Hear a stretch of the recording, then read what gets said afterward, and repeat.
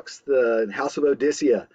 Just wanted to take a minute to reach out to all of you and connect and say hello and know the House of Odyssea that I am thinking of you and that we are, we are the House of Compassion. And one of the ways that we show compassion in these times and these days is by being away from each other and not being around each other. That's actually a compassionate act, is to do that social distancing. And so I'm touching my face. I'm not supposed to do that. Um, I am trying to do my part in social distancing. Those of you that are in my class, you've probably already seen a video or two. You may have already seen a video or two. I am in my social distancing fort right now, trying to keep away from everybody, trying to isolate so that I don't get anybody sick. I'm not sick myself, but just to make sure that we're all doing our part. I'm trying to do my part and being compassionate and by keeping that social distance.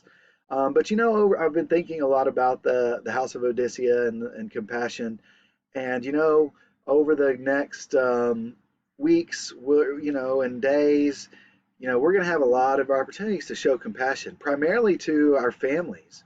And that compassion can look a lot of different ways. And so I just want you to keep your eyes open. I'm going to challenge you to keep your eyes open for ways you can show compassion. Obviously, the social distancing is one way, but then other ways that you may see and notice. And if there's something you do, if you want to share those stories of compassion, either on the comment on the Schoology page or comment on the YouTube page that you see this on, either way, share your stories of compassion to encourage one another, so we can see, hey, look at this idea that somebody had. They showed compassion this way, or this is something another person did, so that we can encourage one another in being compassionate and taking care of our community and our families. One of the things that I think it's another important idea that I've been thinking about is it's important for us to show compassion for ourselves. And so, what do I mean by that? How do you show compassion to yourself? Well, I think one of the things is, there's a lot of different events and opportunities that would normally be going on right now that we're not able to participate in. And we can find ourselves being kind of bummed out about it or sad about it, and then we can respond to that in a few different ways. And some of the ways we respond aren't always healthy.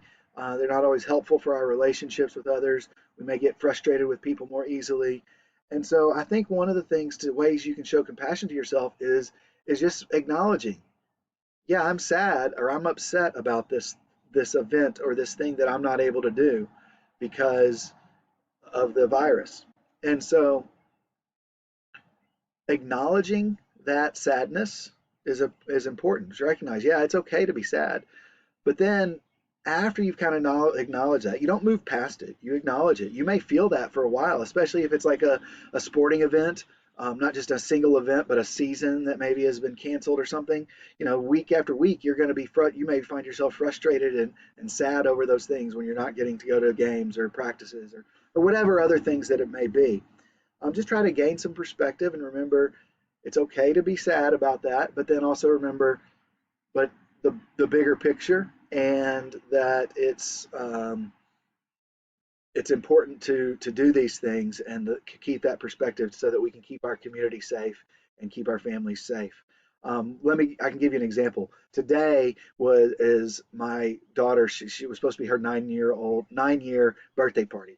Her birthday's in a couple days, but it's Saturday, and she's supposed to have her birthday party um, today, and she hasn't been able to have it. It was not going to be a huge big thing, but family and cousins are going to be over here, and she was looking really excited about that, and we weren't able to do it. And so she's sad about it, and it's okay. And that's the important part to recognize. Having compassion on yourself acknowledges those feelings and says it's okay to be sad. But then moving past that and recognizing that, okay, well, just like Ms. Mishler's been talking about, how can I make lemons into lemonade? And what can I do? And so we, as her parents, we tried to do things to help her with that. Um, and so, you can be that person that kind of tries to look to see, how do you make lemonade out of lemons? And so I just want to encourage you to do that, to think about those things, think about ways to be compassionate over the coming weeks and or days and weeks. And I guess my closing thought, I've already gone 5 minutes here. My closing thought is I wanted to share a poem. It's one of my favorite poems. It's real short. Um, and it's I forgot to look up the name of the author. He's an Australian poet, but he said, "Life is mostly froth and bubble. Two things stand like stone: kindness in another's trouble, courage in your own." And so I would just encourage you guys. This is life right now is not mostly froth and bubble. There's a lot of craziness going on. Generally, life is a lot of froth and bubble.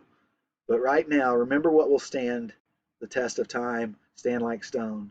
Kindness in another's trouble, is whether it's a family member or somebody else that's having trouble, kindness to them, and then courage in your own troubles, and recognizing that we all are facing different troubles.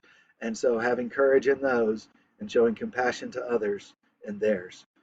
Y'all have a great week, and we will keep in touch. I'll send more of these out.